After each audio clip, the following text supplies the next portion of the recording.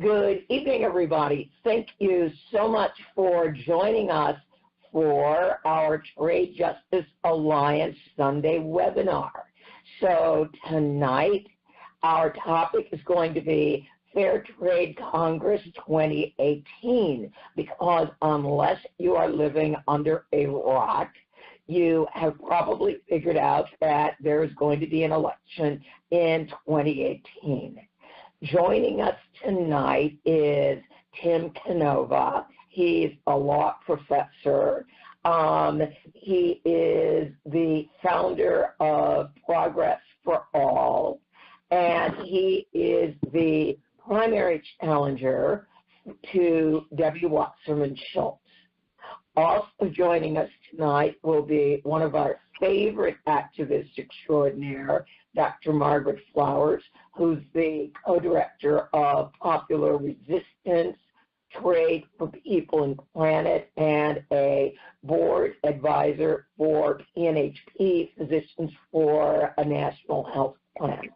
We are also going to be joined by Victor Tiffany, founder, Revolt Against Plutocracy, and Bernie or Bust. I'm Andrea Miller, and I'm the Executive Director of People Demanding Action. So tonight, I want to let everybody know, if you have joined us phone only, this is a webinar. We do have slides. You will be able to go into the webinar room by going to tradejustice.net/room, and that will give you access to the webinar room. So we use the webinar room to display the slides, and we use conference calling for the audio because it does give us superior audio. Now, I'm going to be doing something a little bit different tonight with this particular webinar. I am going to broadcast the audio on People Demanding Action Radio. So if you are in the webinar room, I posted the link in the chat box. For those of you who are listening, tomorrow night at 7 p.m. or any time thereafter, you can go to peopledemandingaction.org/PDA-radio, and that will allow you to listen to the recording of this call. We also invite you to join our community and visit our website at www.tradejustice.net. We are, of course, on Facebook at facebook.com under groups, Trade Justice Alliance. The audio is in phone only, and you must call 712-770-4160. And the PIN number is 802-787#. Now, I see there's a lot of chatting going on in the chat room, which is excellent. And we do want to remind people to be respectful of our guest speakers and also our attendees. So, next slide. We've got a wonderful photograph that shows all of our great signs on stopping the TPP.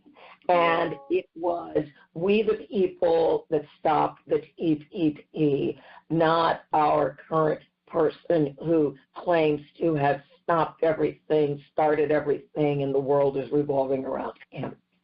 Since we stopped the TPP, we can certainly stop NAFTA 2.0.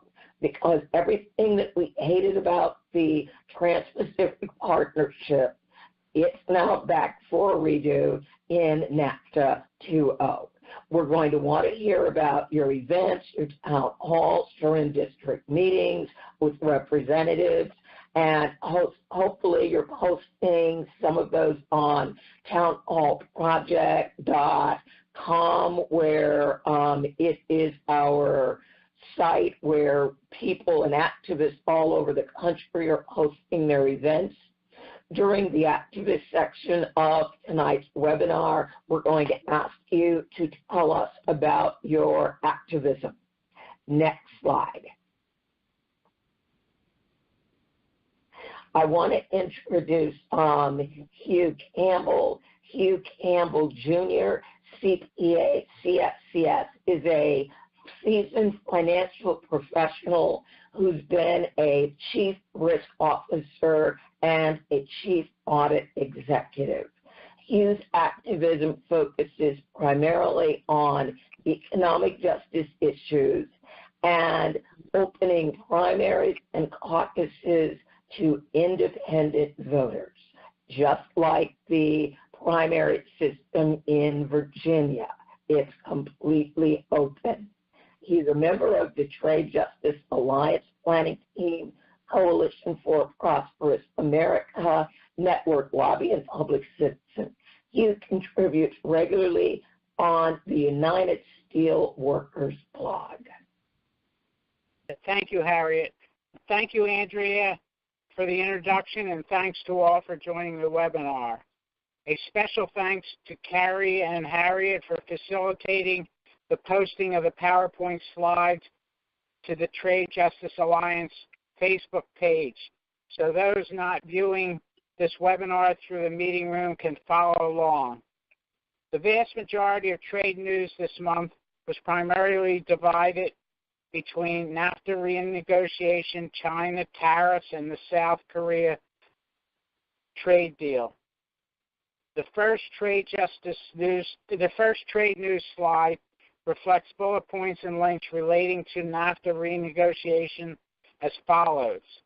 Canada demands U.S. end right-to-work laws as part of NAFTA talks, and this is from the Globe and Mail.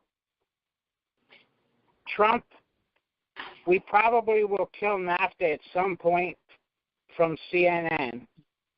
From the Voice of America, the next round of NAFTA talks take on thornier issues. Next, the U.S. trade policy priorities, Robert Lighthizer, United States Trade Representative. And last, Trump team mulls call to drop binding dispute settlement from NAFTA. And this is from the ISDS bilateral.org. The next slide, trade news China. From the Wall Street Journal, Trump blocks China-backed fund from buying Lattice Semiconductor. China's electric car push lures global auto giants despite risk, from the New York Times. Next, China's monopoly on rare earth elements tightens with purchase of U.S. mine. And last, in China, the parties push to influence inside foreign firms stir fear, from Reuters. From the last trade news slide, why Americans are right to rethink free trade, from PBS NewsHour. Media coverage, why the South Korean trade deal is a poster child for failed U.S. policy, from PV Magazine. Trump likely to impose tariffs if USITC recommends them. Sorry, I lost the line. Let's see, I'll check from the webinar room. Exclusive Trump vents in the Oval Office. I want tariffs. Bring me from tariffs. Yes, exactly. Thank you, Harriet. I lost my page. That's okay. That happens sometimes. All right. Thank you so much. And everybody, you can find all these stories by going to our Facebook group, Trade Justice Alliance. Thank you so much, Hugh. Our first guest, another very, very special guest.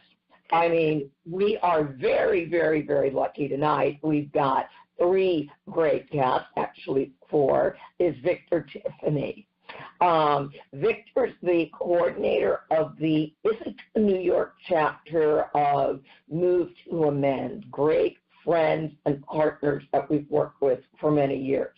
He is also the state coordinator for Move to Amend, playing a large role in the campaign for New York State becoming the 17th state to call on Congress to amend the Constitution. He was a former senior columnist for the Amendment Gazette and author of Standing on the Edge of the Next American Revolution. He was a nationally ranked political examiner during last year's primaries.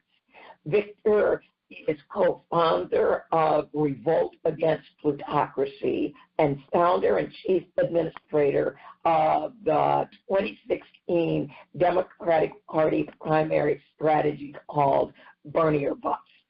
Victor has an MA in the social sciences from Binghamton University. He was active in the Nuclear Freeze campaign in the 80s. And after the Citizens United versus FEC decision, became active in the movement to amend the Constitution to overturn Citizens United and all related decisions.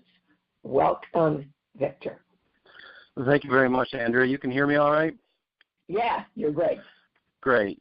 I appreciate that introduction, and I also want to thank Dan and Carrie Marks for inviting me to make this presentation tonight, as well as Harriet Haywood and Adam Weissman and other people who are in the background of this conference call. I've been participating with this for coming on 3 years now, and I can't say enough about what I've learned about free trade and corporate globalization. It's kind of a combination graduate seminar and horror movie, with each scene getting more and more frightening. But there's always something put forward that gives us hope that we can do something about this onslaught of corporate law. And tonight, I'm going to be presenting that, and Tim's going to be presenting the horror story about NAFTA.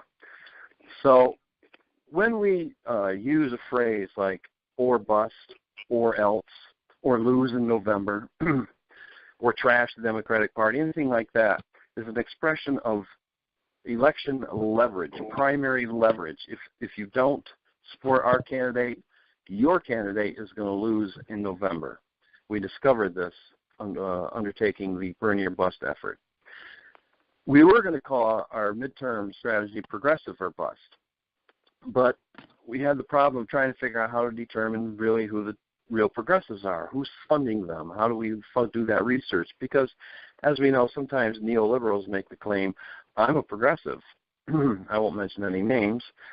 So we had to find a way to get around that problem. And another problem with progressive, like any other political label, is it turns some people off. Whether you say Tea Party or liberal or conservative or progressive, you're automatically turning over half the population off without even them venturing forward to find out what it is you're talking about. So we're drop progressive or bust. Instead, CFAR or else is a paradigm-shifting, transpartisan, game-changing election strategy for the 2018 midterms only. In 2020, we will figure out the next strategy. CFAR is a contract for American renewal. It's been in development for 5 years, and it takes the guesswork out of determining who we're going to support for Congress. You don't have to do any research. If they can CFAR their candidate who's worth supporting, and it prioritizes issues over personality and height and looks and age and sex and all those other intangibles. Next slide. I wanted to start with that quote by Lincoln because it so fits this frame. The best way to predict your future is to create it. This CFAR route strategy flips the relationship between candidate and voter upside down. That's not own. That's a little typo there. Think about the way it works now. someone says, I'm going to run for Congress, right? They set up a committee and then put forward a platform and make promises. And then the voters look at these candidates and determine who among A, B, C, or D they're going to support. I like candidate C's values. I'm going to donate money to candidate C and work for that candidate. This takes that away. This flips that relationship. Instead of that process, it's the voters who go to the candidates and say, here's our agenda. Sign the dotted line, or else we're going to find someone else who will. CFAR or else. This voter empowerment is the only revolutionary characteristic of this entire strategy. The CFAR itself is pretty mainstream American. Next screen, please. It's based on 11 populist policy positions. It's a template that includes these 5 policy positions: $15 an hour minimum wage, massive investment infrastructure, measures to address climate change, including transforming the energy sector into sustainable sources, and the war in Afghanistan, implement progressive estate tax. Next frame. Next frame, please. Reform the tax regulations to discourage outsourcing, expand and protect Social Security, work to pass Medicare for all, overturn the Citizens United decision with amendment to the Constitution, free college tuition for all qualified students. Before you go to the next frame, I just want to point out that these aren't positions from Revolt Against Plutocracy. These come from polls. These are positions that come from the American people. That's what makes this a populist platform. Next frame. Finally, the position that has to do most with this conference call is to reverse and pull out of these free trade agreements like CAFTA, NAFTA, and the PNTR. Think about Brexit, right? That wasn't a vote on what they're going to do next. That was a vote on getting out of what they were in. So this is modeled on Brexit, right? We just want fair traders to support pulling out of these so-called free trade agreements. And by the way, one more point before I go on. This one issue right here, if we actually had a populist Congress in the next Congress, this one of these 11, this 11th policy position is probably the one that President Trump would actually go along with. Next frame, please. This contract is a list of issues that are important to people, and they have broad popular support. It's a mechanism, which used to be a party's platform, but they're not there anymore unless you go out into the third parties. It's a tactic, a mechanism that has the potential to unify all these disparate single-issue leftist progressive groups into one particular approach toward the midterm elections. It's an agenda that's coming from the people. It's not coming from the elites. The elites in the Democratic Party are offering a better deal, which is a list of platitudes and empty promises. Next frame, please. This strategy, CFAR or else, is a double-edged sword. First, it's a proven successful tactic that left populists can use to weaponize their own campaigns against their primary and general election opponents. They can say, hey, my opponent here is only making promises, empty promises. We've heard them before. They never go anywhere. I've made a binding commitment to the voters of my district. Here's what I'm going to do. And then the other side of this double-edged sword is the fact that it's a populist movement. It is a voters movement. We want to make this as big and broad as bigger than Bernie or bust, actually. Think about the California tax rebellion. That was a voters movement. I can't remember what year that was, but it was 3 decades ago now. But that's the kind of thing we want. We considered calling this a voters union, but some people are turned off by union, and we're trying to avoid language that turns people off and make this as inclusive as possible. This is an effort to unite voters behind a pledge to support only CFAR candidates in the primaries. And if the neoliberal Democrats win the primary, then this will intentionally divide the left and help defeat that neoliberal in the general election. Next frame. So why include CFAR Democrats? For many people, this may be obvious why to refer to Democrats, but I travel in circles with people who are fed up with the Democrats. They hate the Democrats after what the DNC did to Bernie Sanders last year. They want nothing to do with the Democratic Party. But Norman Solomon made an important point in Truth Dig last month when he wrote, "Those who scoff at using the Democratic Party as an electoral tool to oust the GOP have no other credible electoral tool to use. It is the only vehicle that can carry CFAR candidates to their destination, which is Congress. And we're not out for a protest movement. We're out to get people elected. We're out to get rid of free trade agreements and to get them replaced with fair trade." These third-party candidates do have a use, however. They can be used as leverage. They can be used to intentionally spoil the chances of, I euphemistically call them senior Democrats in name only, neoliberal Democrats. They're all synonymous. Next frame, please. So we want people to basically replicate what we did with Bernie or Bust and to become leverage activists. A lot of people join the campaign. They spend hours and hours helping a candidate get on the ballot, circulating the petition and then making phone calls. They do all kinds of work. It's all voluntary work. This is a similar sort of thing, except you're not with a campaign. You're on your own. Nobody's your boss. You're going to go out there and you're going to duplicate what we did in the primary season last year. And there's four basic things that leverage activists need to undertake. One is to create this pledge form and place it somewhere online that can be found, a blog, a website. We can even host it on our Citizens Against Plutocracy website. They need to go out and ask candidates to sign a negotiated CFAR. We don't expect a candidate to embrace all 11 issues. In fact, that's not wise because it reduces the chance that 50% of voters will embrace all those issues. So we expect candidates to use a handful of those 11 issues to negotiate and set up the contract as they see fit and possibly extend the deadline. We're asking them to undertake these tasks within 180 days after they take office.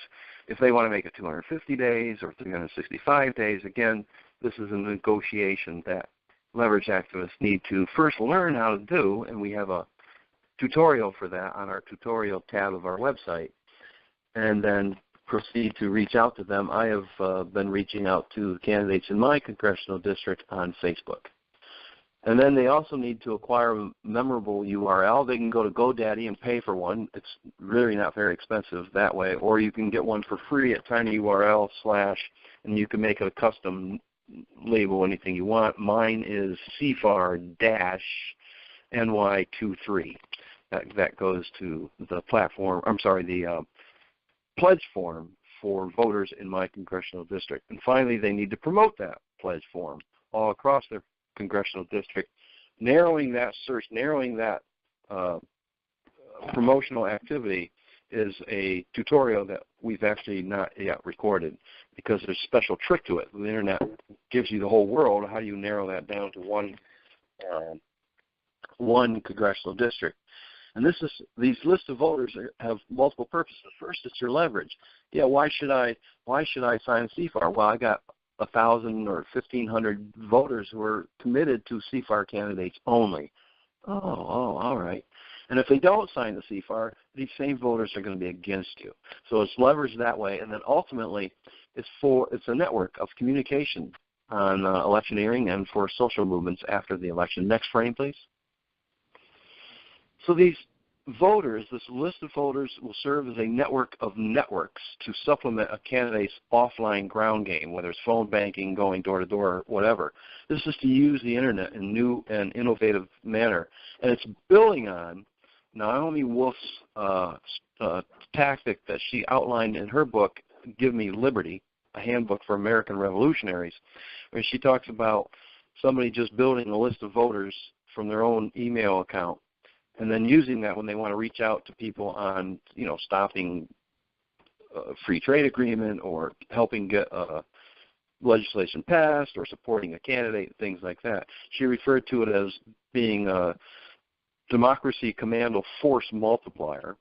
And we're taking that strategy and multiplying it again and applying it nationwide for each congressional district and state.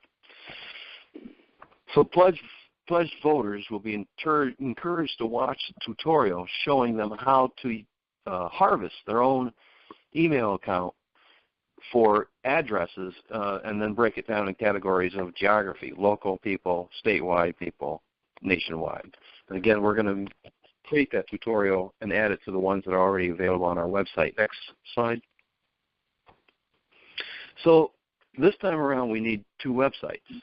One is where we make the sausage, where we train people, show people, tutor people, guide people how to undertake these activities. We actually have a help desk. We can get somebody on the phone with leverage activists if they have a hard time creating their pledge form. If they can't follow along the tutorial, if they can't figure out how to do it, we have someone who can guide them weeknights and weekends. And then we have the candidate's website, Citizens Against Plutocracy, which is nice and neat. It's the wrapped sausage on the refrigerator shelf in the grocery store. It's the finished product. And it has a video of the author of the contract explaining to candidates why they should use this thing, how to use this thing, how to weaponize their candidacies by becoming a CFAR candidate. And just for people who don't know, I have friends who graduated from college who don't understand what plutocracy is. It's a government of and for the 1% of the wealthiest members of society. Next frame. So why CFAR? For voters, if we don't have a transformation of the energy sector, then as a species, we're not going to get far. Civilization will be collapsing within a few decades. And the species itself may become extinct if we don't get a handle on this climate change. And for candidates, if they don't see far, they're not going far. I mean, that's our promise, that's our threat, that's our leverage. It's built and based upon a CFAR voter empowerment pledge. And if you can't see far, after all, you might be a neoliberal. So we're thinking big. We're trying to build the buzz around CFAR. Are you a CFAR voter?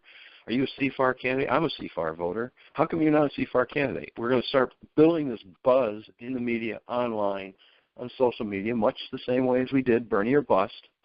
And that's in the coming months. And then we're going to build more aggressive strategies.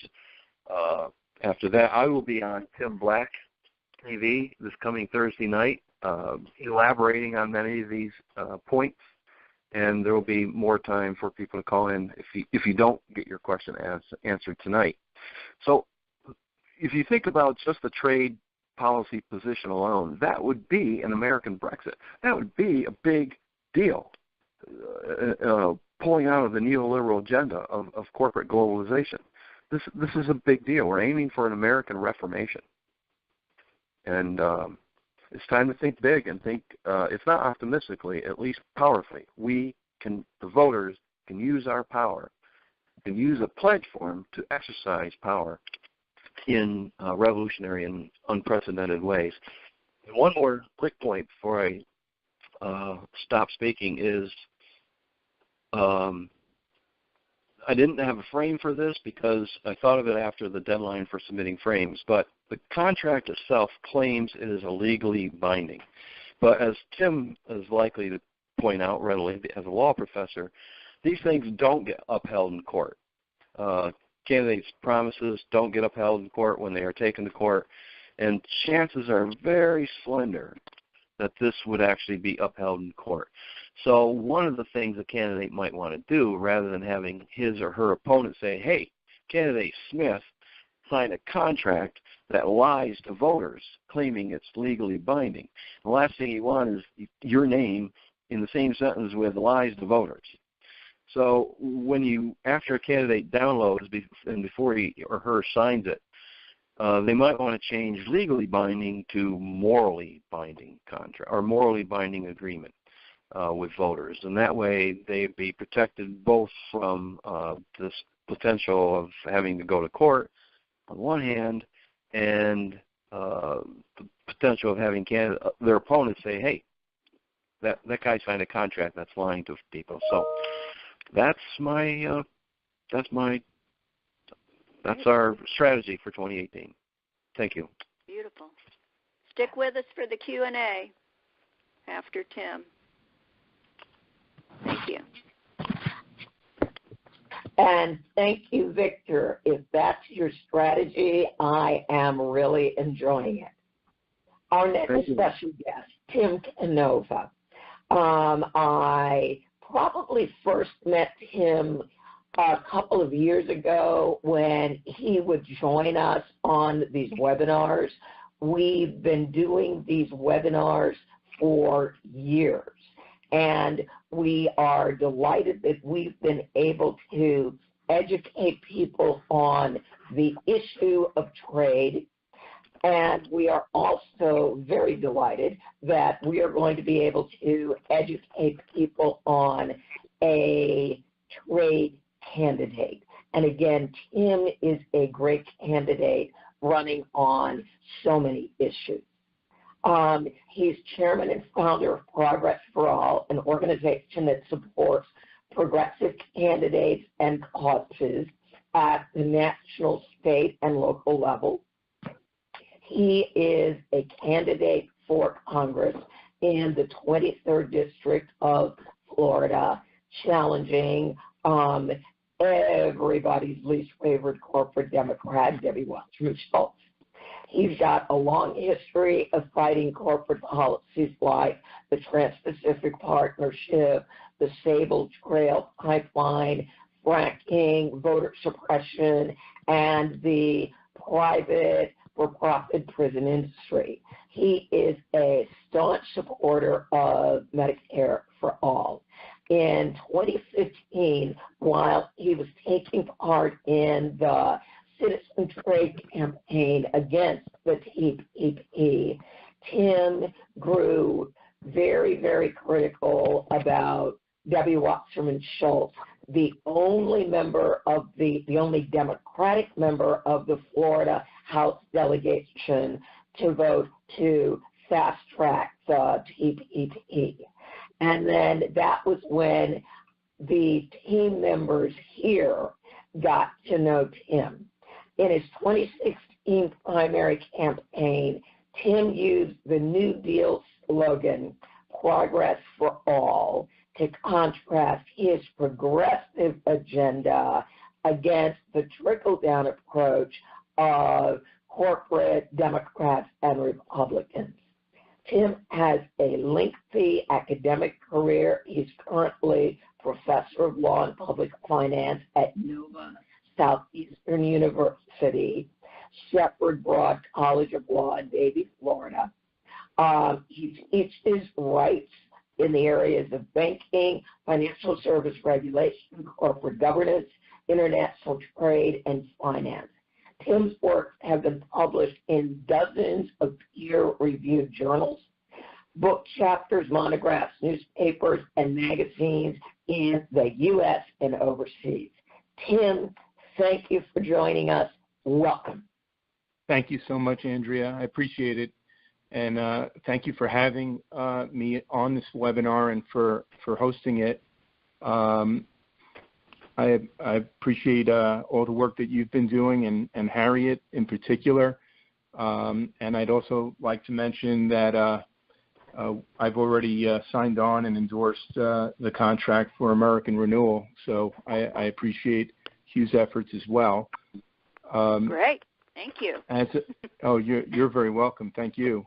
And as you mentioned, the trade issues were really very central for me getting more involved politically and deciding to challenge Wasserman Schultz last year. As you mentioned, I had been working with the Citizens Trade Campaign. We were lobbying really the entire Florida congressional delegation against fast-tracking the Trans-Pacific Partnership. And when our local congresswoman was the only Democrat in the House delegation to vote to fast-track it, a number of us were very disappointed, and we thought somebody should challenge her in a primary. It's many months later that I decided I would jump in after we really couldn't find anyone else who was willing to go after her. But, the trade issues that we were concerned about in the Trans-Pacific Partnership are many of the same trade issues, I think, that are very problematic about NAFTA. The first slide I think we have here is Bill Clinton signing NAFTA. And what I think should be mentioned, it's very easily forgotten when we talk about NAFTA, is that NAFTA, as far as I know, is the first free trade agreement ever entered into between a first world country and a third world country. Now, Tim, could you just speak a little bit louder? A couple people have mentioned they can't hear you very well. Yes, I'm sorry about that.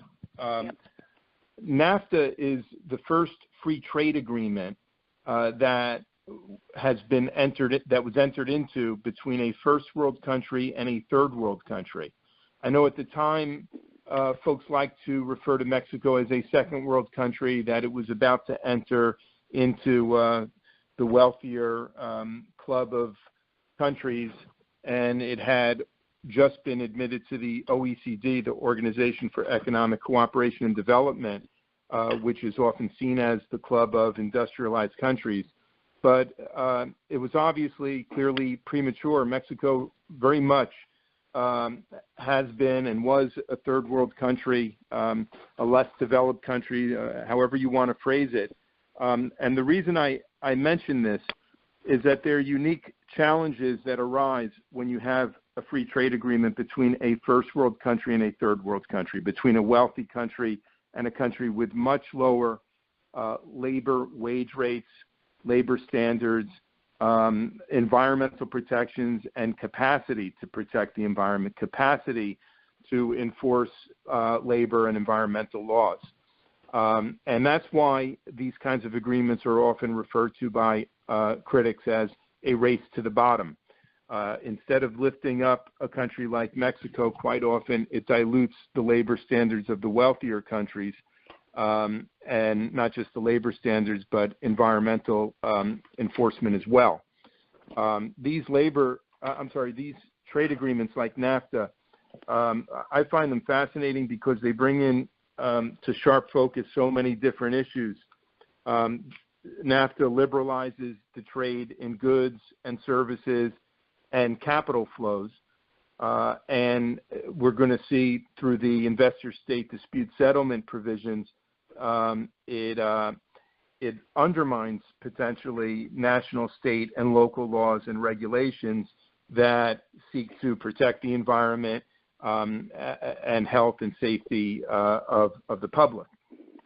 The capital flows that were liberalized had quite a dramatic effect right away, really right when NAFTA went into effect, because capital had already been pretty liberalized by then. And what I'm referring to is the Mexican peso crisis. Really right when NAFTA went into effect, the peso crashed. And there are lots of different dynamics that went into that crisis. But Wall Street firms, Fidelity and others had stocked up on Mexican debt. They had purchased large amounts of what were called tesobonos. Those were Mexican government debt. And this is sort of what economists refer to as the hot money flow problem. There are different types of investments that one can make across borders, across national borders. Foreign direct investment is the most stable, arguably, of private investment. You can think of a FDI, a foreign direct investment, as building a factory in another country, and you've got the brick, the mortar, the factory will be there for several decades.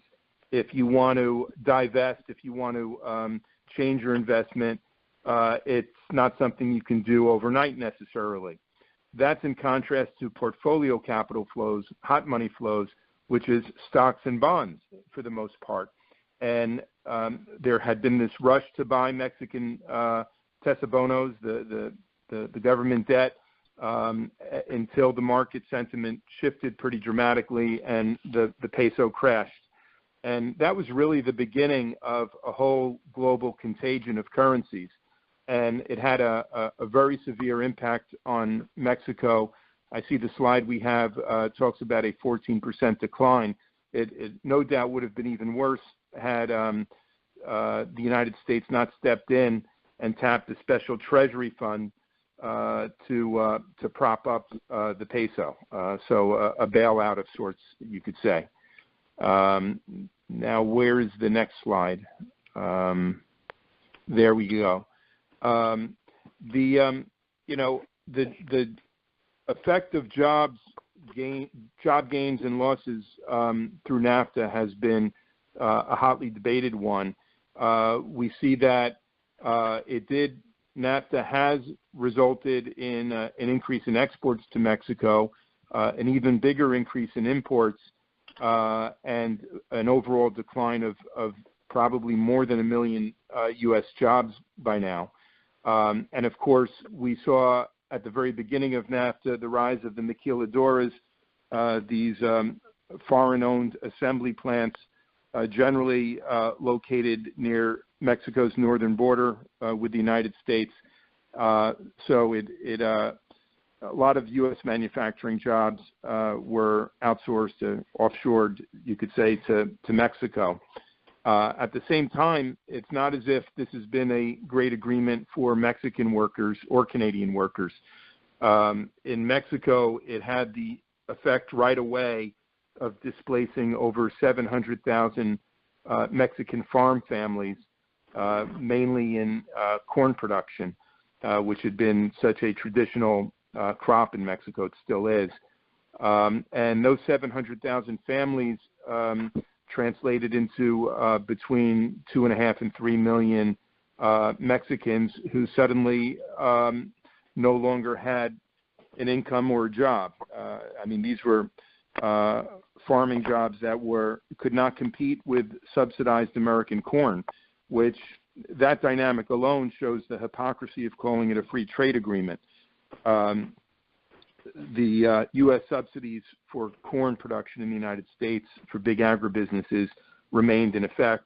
Mexican farm families could not compete, and that meant 2 to 3 million people almost right off the bat being pushed into much dire straits, a lot of them heading up to the maquiladoras.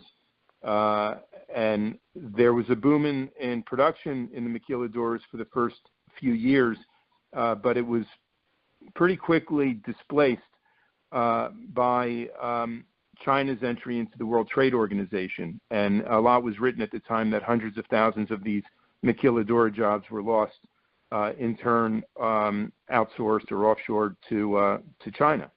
I think we have a slide on the job losses there in Mexico and Canada as well.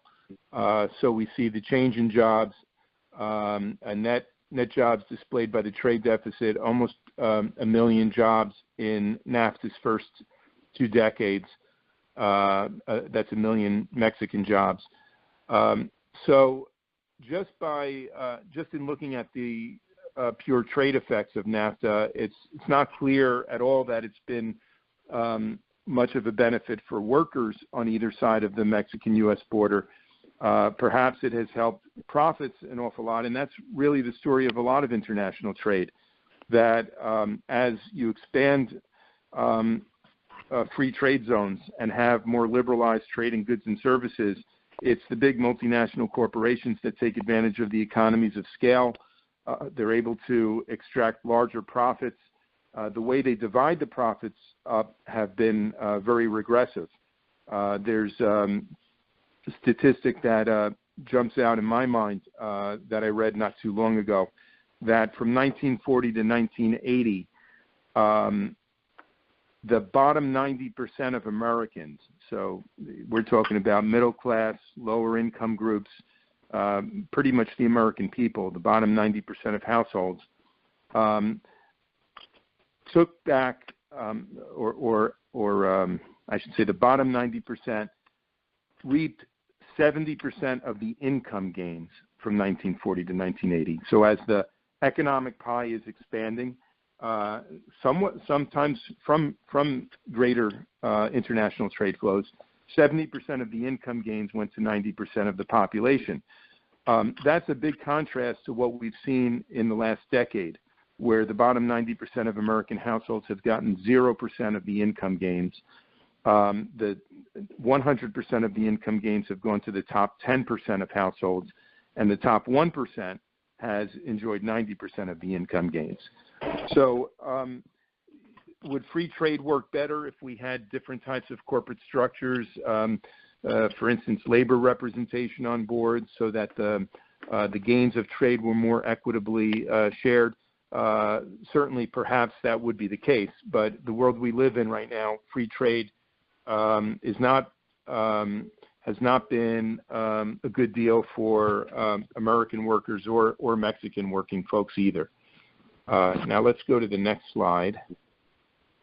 Well, the Daughters of Juarez is a very sad story that has gotten very little attention, unfortunately, in the United States. I think the statistics were that in right around the early 2000s, when the maquiladoras started to have to compete with China's entry into the World Trade Organization, the Mexican border city of Juarez has been plagued by hundreds of brutal and horrific crimes, mostly against young women and girls, including kidnapping, rape, mutilation, and murder. Most of the cases have gone unsolved, uninvestigated, and there have been some arrests, but the killings just continue to go on. Amnesty International reported that as of 2006, there had been over 400 bodies that had been recovered and hundreds still missing. And I remember reading about this dynamic and, I hate to just call it a dynamic, this terrible problem. And there were stories of young Mexican women, teenage girls, who had moved far away from their roots to the northern border so that they could work in these maquiladoras. And public services certainly had not kept up with it. So the shanty towns they were living in required them to walk miles to get to the factories to work, and they would work in sweatshop conditions. And there was not even, in many of these towns, including Juarez, there's not adequate public transport, public bus service.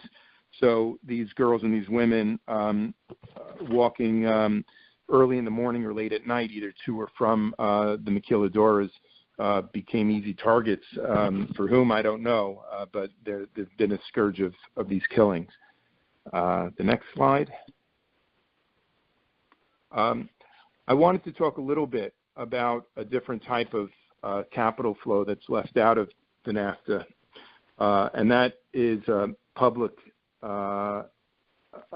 capital flows, otherwise known as foreign aid. When I started researching the North American Development Bank in the early 2000s, it was very disappointing. This NAD Bank, North American Development Bank, was launched when NAFTA was, even though legally it's not part of NAFTA. And its mission, of course, was to promote development within Mexico, and its record has been very poor. I think they provided a little bit more than $1 billion in loans and grants, so on average about $100 million a year, which is really a pittance. And in fact, as a result of the ineffectiveness of this development bank, its critics have been calling it the Nada Bank, Nada being the Spanish word for nothing, that it's accomplishing nothing. And in the past, when we looked at how a nation might develop, we didn't always say that trade was the only way to lift up a third world country or a war-ravaged country. The United States had a very stellar record for a while of providing foreign aid to help develop things like transit systems and other public infrastructure, and that was the Marshall Plan. The Marshall Plan helped rebuild Western Europe after World War II. The program lasted from about 1948 to 1951 or 52, and during that time made over $13 billion, I believe, in mostly grants. We're not even talking about low-interest loans, just outright grants to the war-ravaged countries of Western Europe. It was very good stimulus for the American economy, as a lot of U.S. firms were basically hired by Marshall Plan funds to go over and help rebuild the infrastructure of Western Europe. In today's terms, today's dollars, that $13 billion would be several $100 billion of foreign aid. So as a percentage of the overall economy, we were giving so much more in foreign aid during the Marshall Plan period than we do today. I've looked up in the past the size of the foreign aid programs the United States has for Mexico through the United States Agency for International Development, and it's really kind of a joke. We're talking about $30 million a year in the early 2000s, and I don't think it's gotten any better since. So can we move on to the next one?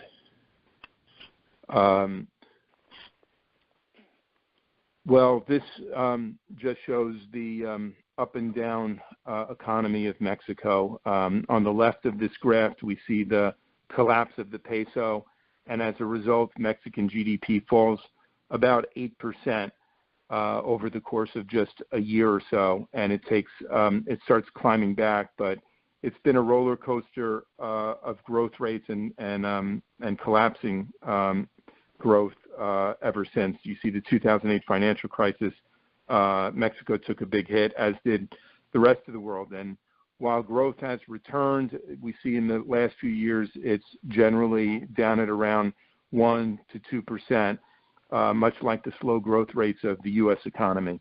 So a lot of folks say that trade is what's needed to enhance economic growth rates, and we see that as we've had more trade liberalization in recent years, economic growth has stagnated just about everywhere.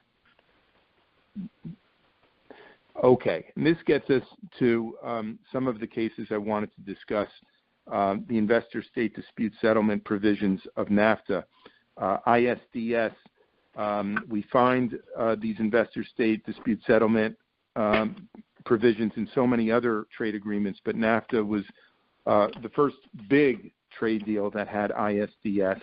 We find ISDS in hundreds of bilateral investment treaties that the United States has entered into, other multilateral agreements within the European Union, for instance, and the Trans-Pacific Partnership had ISDS.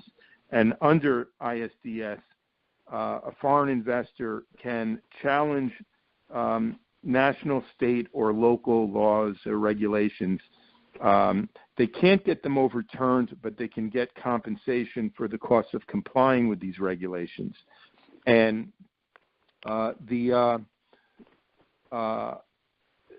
argument that's made on the wording that's in these ISDS provisions is that when the regulation is tantamount to expropriation, then the government unit that's made this law or regulation has to pay compensation to the foreign investor for the regulation. So it's a very regressive way of shifting the costs of complying with environmental regulations from big corporations to taxpayers. And what's frustrating to many about it is that these cases are not decided in U.S. courts. They are decided by private arbitration panels. They are generally 3-member panels, and the arbitrators are corporate lawyers who generally draft these ISD provisions and represent corporations themselves in challenging national, state, and local laws under ISDS in other cases. And then they wear different hats. In one case, they're the litigant, and then they take off that hat and put on a different hat, and now they serve as a judge, supposedly neutral, to decide these cases. So the Metalclad case was one of the first ones that was quite shocking.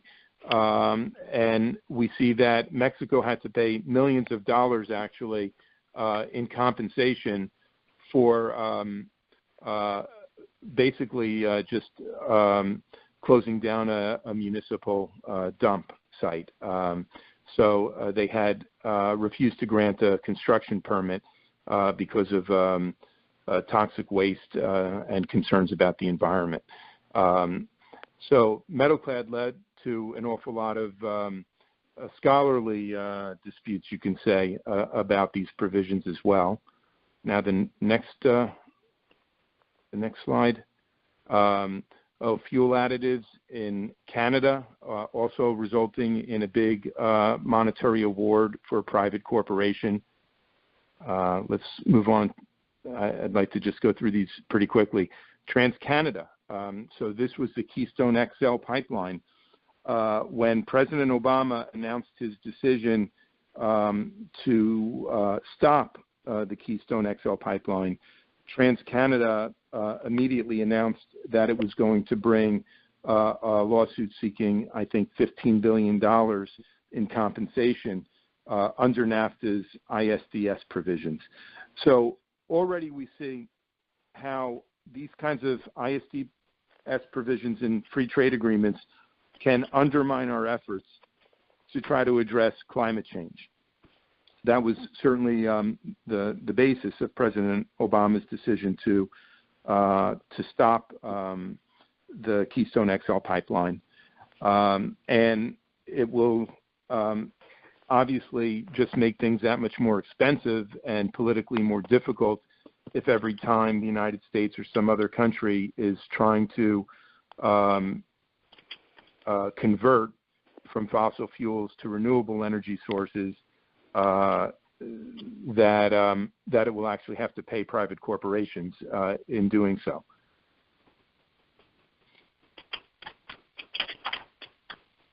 And this case, ExxonMobil and Murphy Oil, I should say that all of these cases and these slides come from a website, and I'll write down the name of it in a moment, but it's a corporate watch, corporate attacks, I think it is, and they document all of these ISDS. Here it is. One moment. My computer just froze for a second. I'm sorry. That happens whenever you need it the most. Yeah. Folks can go to ISDS corporateattacks.org, and they can read up in much greater detail about each of these cases and other cases as well. One sec.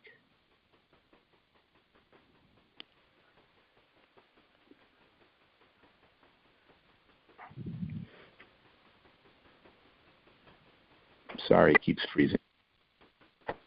I think I might have that on one of my slides. I think that is that the Public Citizen website that you can go to. I didn't know Public Citizen was behind it. It was unclear. Yeah, I think it's Global Trade Watch and partners that are doing that campaign right now, I believe. But anyway, that's okay. In the ExxonMobil versus Canada, we see that ExxonMobil did not want.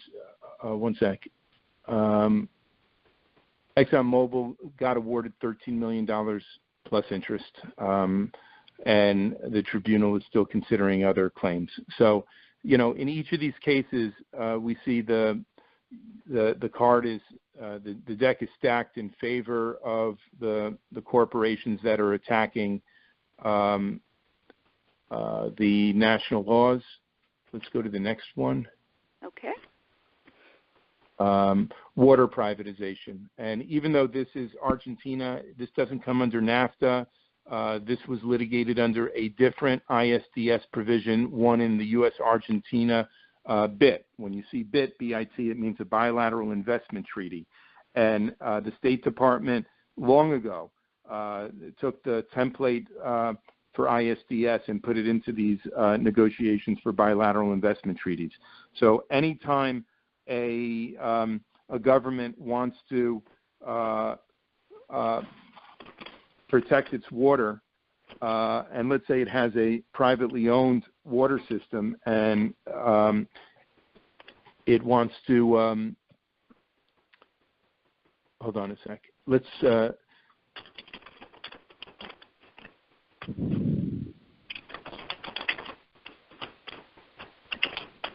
anytime there's been a privatization, whether it's water or something else, and a government decides that it's not working out very well, of course, there's lots of reasons it's not working out well with these infrastructures that are privately owned and operated. These companies underinvest in maintenance, and they are, of course, trying to extract profit. And if a government then tries to change the rules, they would be subject to a corporate challenge under ISDS. And do we have any other slides? Let's see here. Oh, yeah. Q&A okay. time. Okay, great. Great. Thanks, Tim. You're Andrea, All right. It is time for Q&A. If anyone wants to ask a question, just press *6, and that will put you in the queue. I'm going to give people a moment to get in the queue. All right, let me take a look. Hugh, do you actually have a question? You've been in the queue from the very beginning. Yes, this is Hugh Campbell from the New York metropolitan area. My question is directed to Professor Canova. In the age of globalization, followers of trade issues are all too familiar with the establishment and vilifying any form of protectionism of the working class. Two issues dear to both of us are opposition to the investor-state dispute settlement, ISDS, and opposition to closed primaries. In your opinion, do these issues reflect opposition to forms of protectionism primarily for the benefit of the establishment? It's funny you should mention open primaries and closed primaries, because I was just working on this today. Progress for All, the group that we started after the last campaign, has been working with other groups to push an open primary referendum here in Florida and to back a bill that's now been introduced in the House of Representatives that would require open primaries in all federal elections. I think that bill is H.R. 2981, introduced by Representative John Delaney, a Democrat from Maryland. I hadn't really thought about the issue of open versus closed primaries in the same kind of framework as talking about trade protection. Yet I think you're making a pretty interesting point. Those who criticize ISDS and criticize NAFTA and TPP and other trade deals are quite often dismissed as protectionists. And, I find it frustrating the way language is used in very one-sided ways. So if you support Medicare for all, you're called a socialist. But if you are okay with the Federal Reserve pumping trillions of dollars into Wall Street banks, that somehow is not socialism for the wealthy, or it's not considered illegitimate subsidies for the wealthy.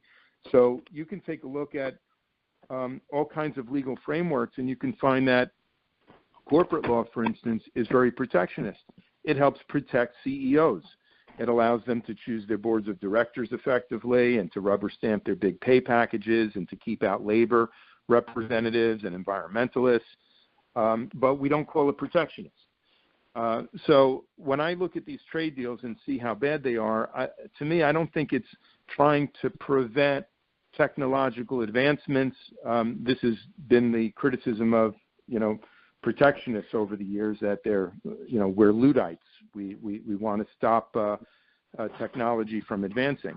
I don't think that's the case at all. I think it's more a question of who gains from trade, who gains from technological advancements, and who pays the price. And unfortunately, the gains of trade and the gains of technological advancement seem to flow just to the very top, to the elites, and to nobody else. Thanks, Tim. Mara, you're up.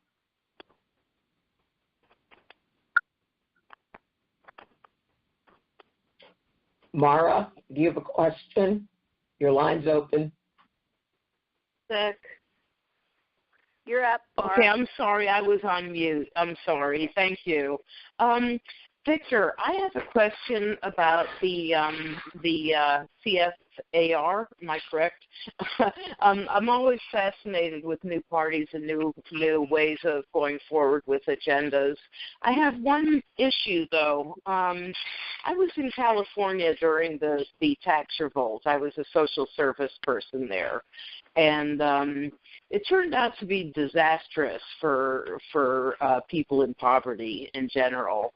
And we all went around wearing our Jarvis canned buttons, and it was a populist movement, absolutely. You're right about that, and it did pass as a populist agenda. And I'm just wondering how, I know we can't go ahead and define this as progressive, this isn't, but how do we keep things that truly aren't social justice from falling into an agenda that basically is the main value is that it's populist, if I'm reading it correctly? Thank you.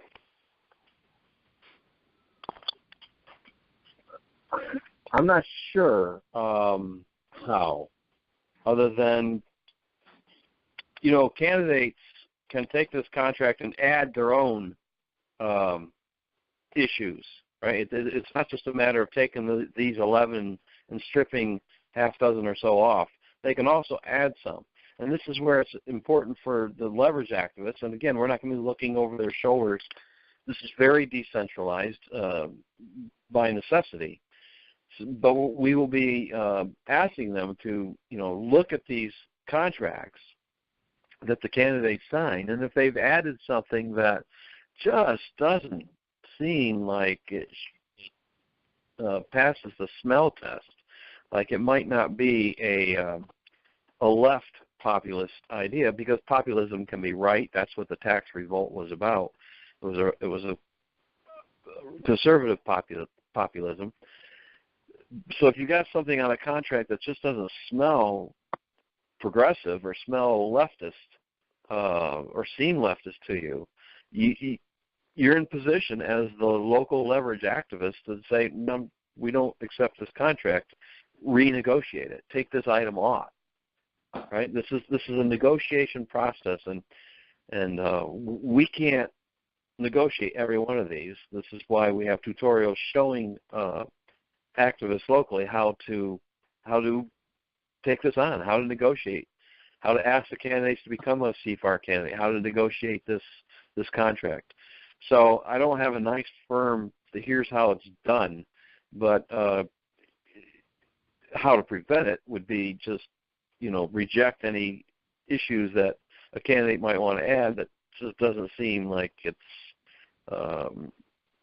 something you support. I mean, when I say you, I mean the leverage activists at the local level. If they personally don't support what this candidate is adding to the contract, just say no. We don't accept this contract as written. Let's keep negotiating. Thanks, Victor. Mary, and Mary at 847. Hi, this is Mary. Yep, your line's open. Go ahead. Okay. This question is for Tim Canova. A number of years ago, I spoke with the aide to my member of Congress about ISDS and explaining how opposed I was to ISDS. And this congressional aide said to me, you don't need to worry about that because the U.S. has never lost one of these cases. the implication being that I wasn't supposed to care what happened to working people or environmental issues in Mexico or Canada or other countries. But I also wonder if it's even true that the United States has never lost one of these cases. It seems to me that the Trans-Canada case over the Keystone is certainly a threat to the United States in an ISDS dispute. Mm-hmm. It's a great question, and it's a talking point that I don't believe is true any longer. I think there was a big award under ISDS against a jury verdict in a southern state, a jury verdict, so not even a regulation or law passed by a legislative body, but a jury verdict. It's also, these ISDS decisions also have a chilling effect. For instance, in Canada had some years ago, their parliament had been considering strengthening their cigarette warnings, the warnings on their packages of cigarettes. And they quickly received letters from the lawyers representing big American tobacco companies threatening an ISDS lawsuit, and they backed down. So it quite often can have a chilling effect, and there have been a number of awards against the United States or subdivisions of the United States in more recent years. And again, I'm just in the process of trying to post the link to the ISDS corporate attacks website. As I think Harriet mentioned, it is in fact a website that includes as its sponsors Public Citizen, as well as the Sierra Club and the AFL-CIO and Citizens Trade Campaign and a number of other great groups, not just in the United States, but in Europe and the Asia Pacific and elsewhere. And you'll be able to read that there certainly are some cases where the U.S. has lost, not a lot. I think most of the cases under ISDS that have where corporations have won big awards, quite a lot of them have come against poorer countries that, quite frankly, don't have a lot of the resources needed to litigate. It costs lots of millions of dollars to defend against one of these ISDS awards. I remember one big one was against the country of El Salvador, and they just folded because they didn't have the money to pay for the lawyers. I believe Canada is the most sued nation under the investor state, and they've lost a fracking ban and other cases, Mm-hmm. and I believe they had one with Eli Lilly also. Just yeah, I'm glad you brought up the fracking case. That's the Lone Pine versus Canada, if here we are in Florida trying to ban fracking in Florida, and there are people around the U.S. who would like to ban it more widely. And the idea, it's hard enough to get a fracking ban through a state legislative body like here in Florida, where the oil and gas industry is so powerful. And then to have to worry about, after you get a fracking ban, you're going to have to pay foreign investors for the cost of complying with the ban. This is just terrible public policy. And it has its roots, I should have mentioned, it has its roots in very conservative legal thought. About 20 years ago, conservatives, Richard Epstein was one of the top conservative scholars at the time, they wanted to make an argument, and they did make these arguments, that anytime a government body regulates, that regulation should be seen as infringing on private property rights, requiring just compensation under the U.S. Constitution, Fifth Amendment, takings clause. And these kinds of cases went all the way to the Supreme Court, and fortunately the Supreme Court never bought that theory whole. And, these conservatives, especially corporate-funded conservatives, did not stop at that. They decided they couldn't get it through the U.S. Supreme Court, but they could get what they wanted in some ways through international trade agreements. All right. Thank you, Tim. Thank you, Victor, for joining us for a Q&A session. We want to move on to our next guest. Harriet, give me a new slide, please. There we go. Thank you. Thanks, Tim. Thanks, Very Victor. welcome. Thank you. Thank you, Victor. Thank you. Stick with us if you like. Absolutely. Great. Our next guest is Dr. Margaret Flowers. Dr. Flowers has been with this webinar series literally since the very beginning. When you are looking at an activist who is passionate, who is creative, who always is able to come up with amazing things that really get people's attention, Dr. Flowers and the group at Popular Resistance have simply done an amazing job. She is co-director of Popular Resistance, Trade for People and Planet. If you've been around with us from the very beginning, it was Flush the TPP. She is a steering committee member of Health Over Profit, a congressional fellow of Physicians for a National Health Plan, and a PNHP board advisor. You can visit two of their websites, popularresistance.org, flushthetpp.org. Margaret, thank you so much for joining us tonight. Thank you so much for inviting me back. Can you hear me okay? You sound great. Great, thank you. So I want to actually, Harriet did say it would be okay if I spent just a couple of seconds letting people know about the Health Over Profit campaign.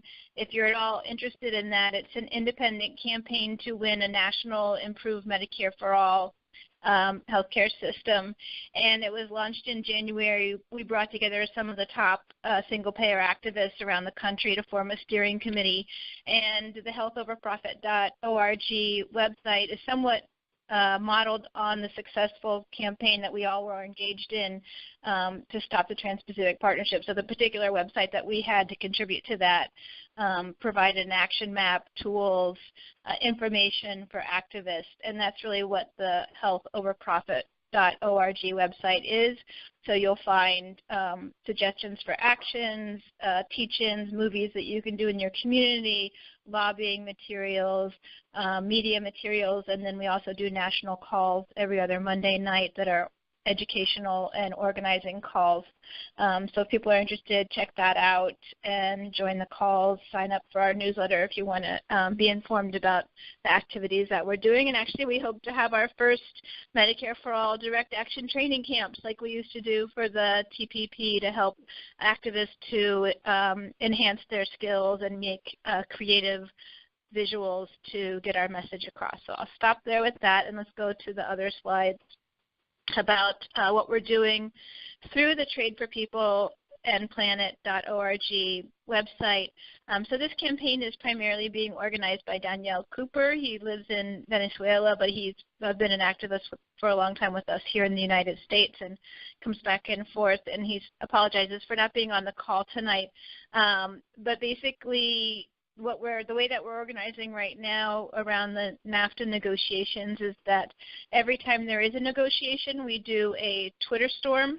And actually, that's on the next slide. But in terms of this slide for the negotiation that's coming up in October in Washington, D.C., we're going to be doing our first protest for the no NAFTA negotiations actions. And so that's going to be we changed the date to October 11th, which is going to be Wednesday, which is going to be the first day of the NAFTA negotiations in Washington, D.C.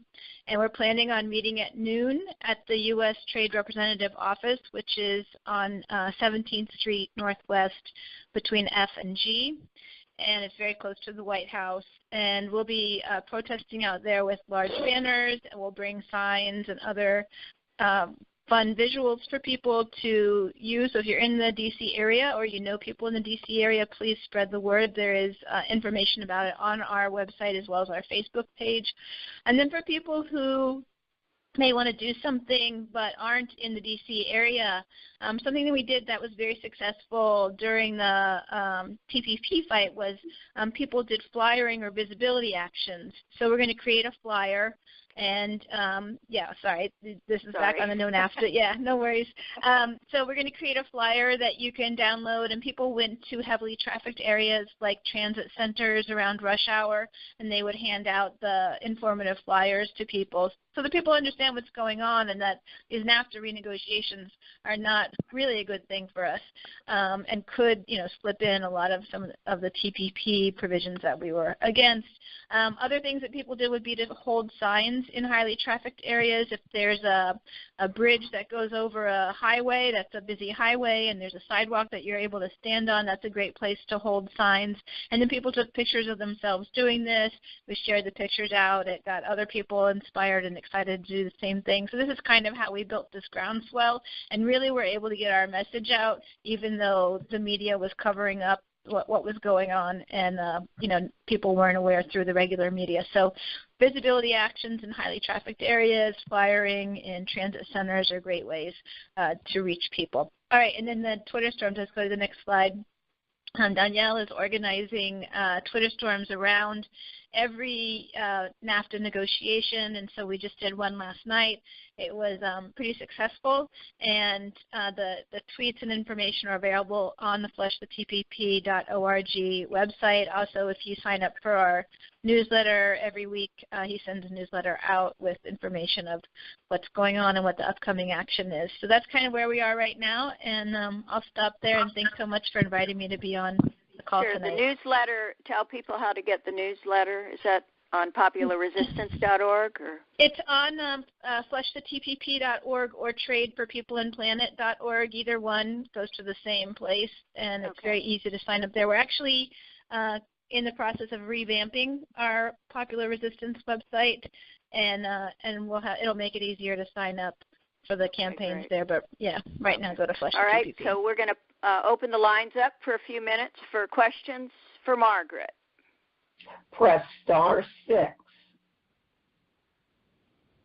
*6, anybody? Here we are. We've got a question. Paul, go ahead. Hi, Margaret. Paul. Hi. Can you hear me okay now? Yes. Okay. Yeah. One of the things I was very impressed with in your activism was when... Oops. Hang on, Paul. I lost you. Hang on. I will get you back.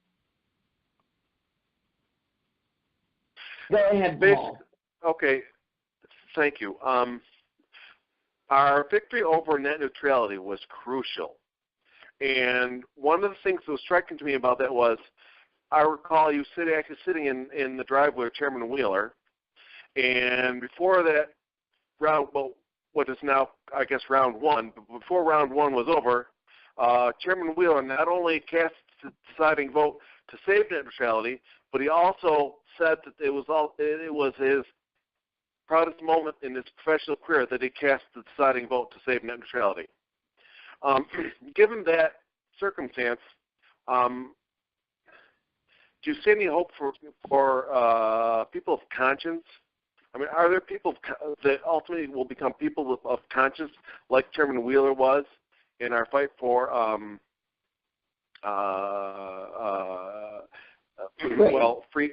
fair trade and health over profit, things like that? And how might that come about? Right. Thank you. Good question, Paul. So Chairman Wheeler, who had been a former head of the National Cable and Telecommunications lobbying organization before he was chair of the FCC, was really not any fan of net neutrality. And as you know, it took a lot of work to get it onto the agenda. We occupied the FCC for 8 days. and did a lot of protests and actions throughout that campaign to kind of with our allies around the country. And it was, again, a movement of movements of people coming together and working, and everybody, using their strengths to influence him. Ultimately, he saw that this was only the politically popular thing to do would be to support net neutrality. And that is something that when we look at social movement theory and the stages of successful social movements, the three kind of ways that we have victory, his was one of the types of victory that's called victorious retreat, which is when the person in power actually recognizes that if they want to kind of keep their position in power, they need to adopt what the movement was advocating for. And they always say, this is what I wanted always from the beginning. I was always for this, and I'm so glad that, we have this. So this is just not unusual at all. In terms of this, what we're really talking about is changing the whole political culture around how trade is done. And the facts are so much on our side that not only does it hurt people in the United States, but it hurts people around the world, and it drives a global race to the bottom in so many ways. And what we're talking about is creating a model of trade that's much more open and transparent and inclusive, and actually creates stronger standards that protect workers and protect the planet and protect our communities. So we can definitely do this as we educate people in our community, organize, raise visibility, as we're creative in our actions, and we change this whole political culture where people are suddenly thinking, wow, you know what, things don't actually have to be this way. And then those who are in power, we always say, when the people lead, the leaders will follow. So that's what we're really talking about. And I think we made progress in that, in fighting the big agreements that were being negotiated under President Obama. And I think that we need to continue to do that, and hopefully those who are in power will start to recognize that's how they need to be. So I'll stop there. Thank you, Margaret. I don't see any, wait a minute, I've got a question. They came in late. Mary. Hi, this is Mary Shusgreen. It seems to me that the mainstream media, including NPR, does not talk about ISDS when they talk about trade treaties. They seem to represent all the opponents of so-called free trade as protectionists, parochial in their view and narrow, and they won't talk about ISDS even though the information is out there, it's very clear. How do we pressure them to talk about ISDS in a helpful way for ordinary voters? Yeah, that's an excellent question, and I think this is often how it is, and we recognize that NPR also gets a lot of funding from corporations that are not really on the side of social justice or economic justice. And so what we have to do is actually take the language back.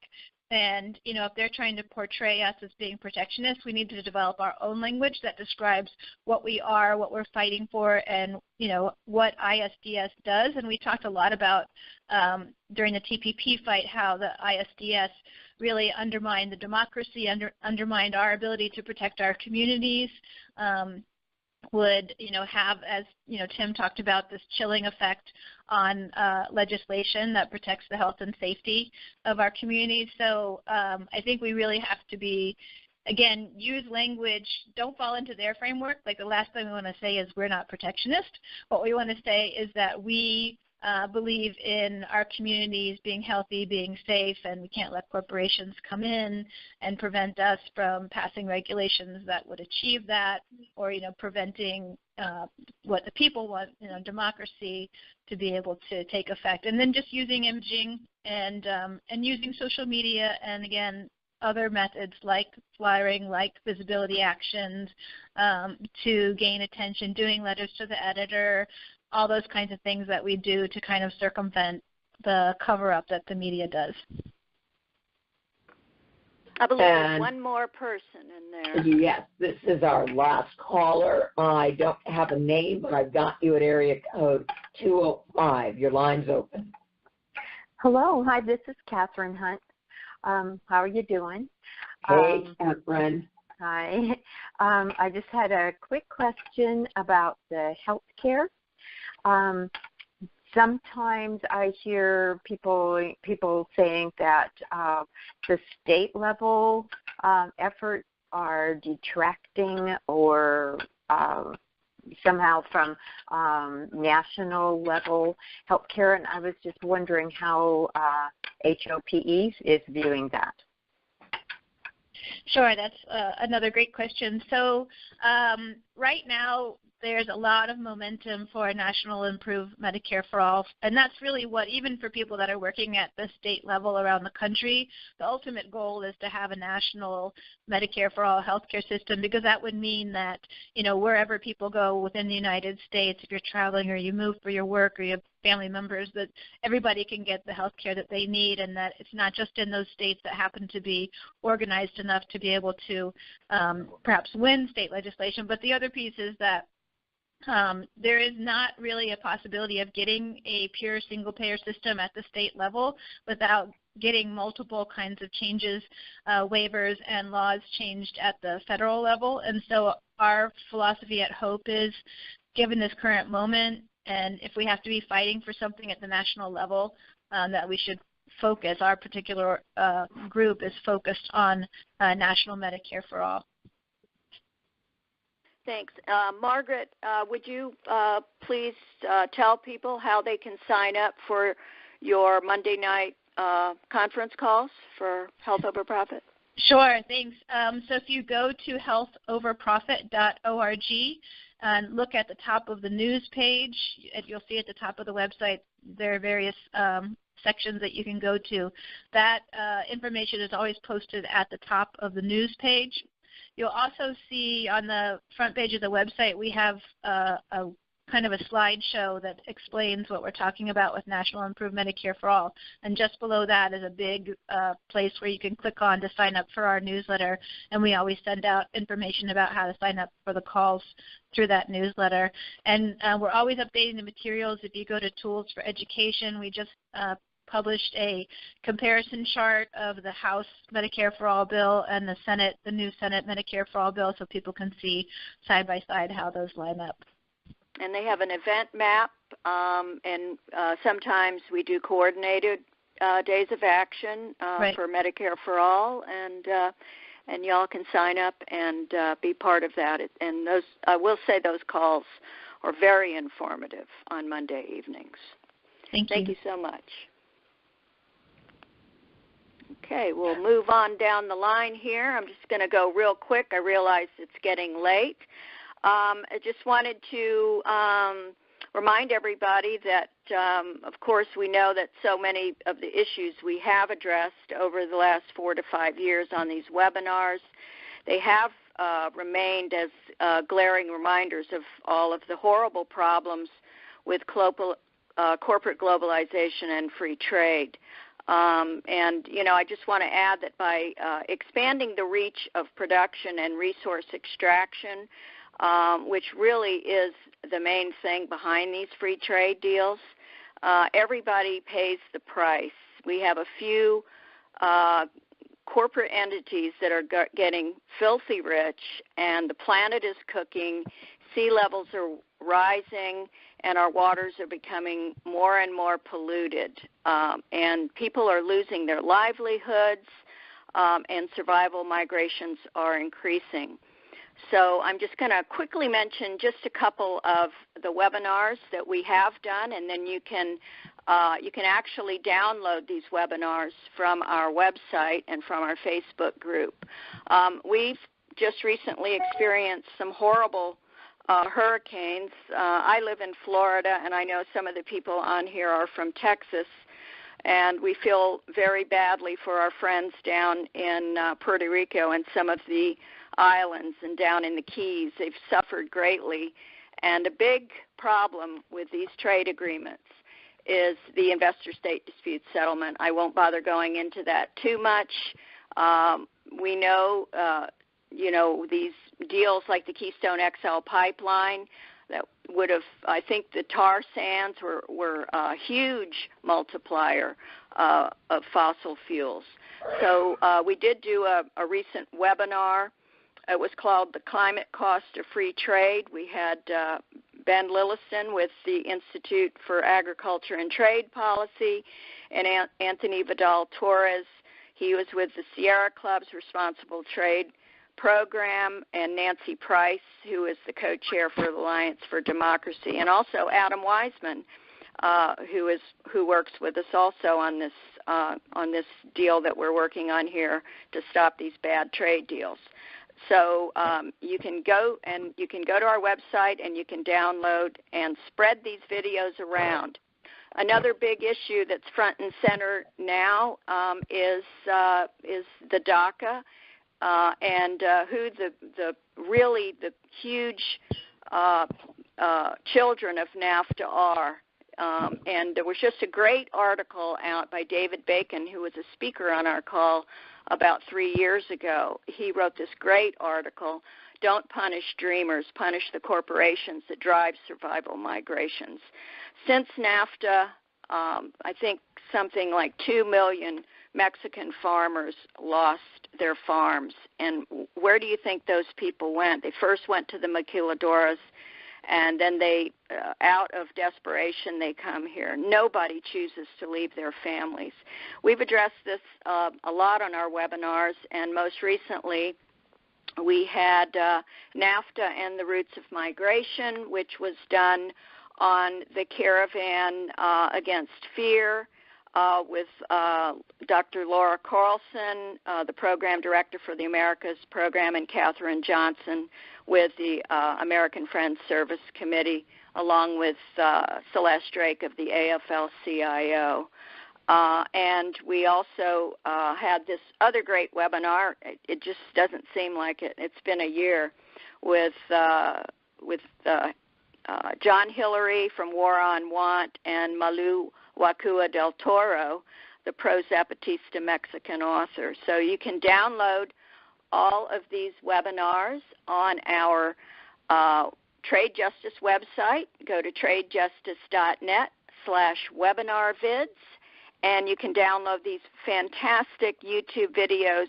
Carrie takes the audio from the calls and the presentations, and she blends them together and makes these really terrific YouTube videos.